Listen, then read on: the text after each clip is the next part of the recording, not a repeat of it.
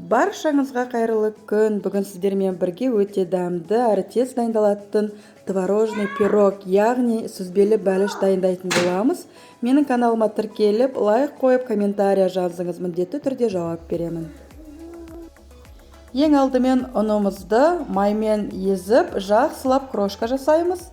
Одан кейін кішкене арасын ашып, бір жұмыртқа, қант, бір ас қасық қаймақ және бір шай қасық қобызытқышты салып, жақсылап араластырып, жұмсақ қамыр илейміз. Қамырымыз қолға жабыспайтындай болу керек.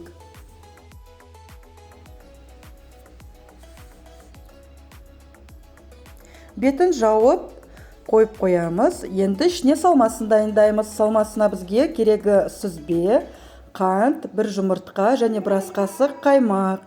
Барлығын блендермен жақсылап езіп алып, осындай сүйік салмасын дайындаймыз. Блендер болмаса, миксермен де араластыруларыңызға болады.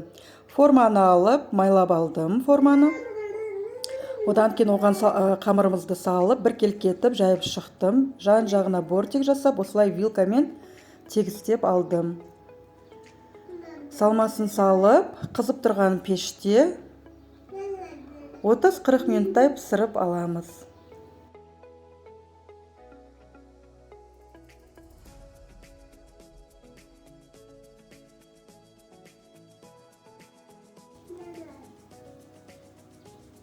Пирогымыз дайын, өте жұмсақ, әрі дәмді болып шықты. Жасауға кеңес беремін. Менің каналыма тіркеліп, лайк қойып, комментария жазыңыз. Видеоның соңына дейін көргендеріңізге көп-көп рахмет.